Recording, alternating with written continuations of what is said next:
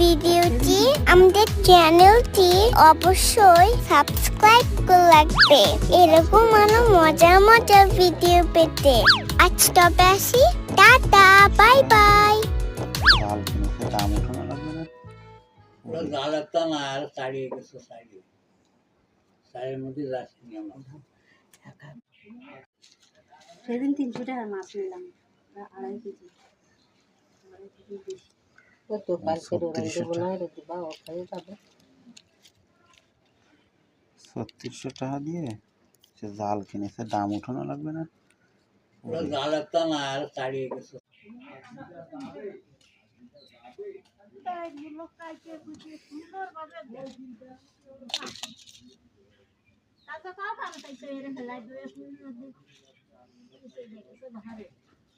কোনো কাজ করলে শয়তান নানার হবে, তুই কর।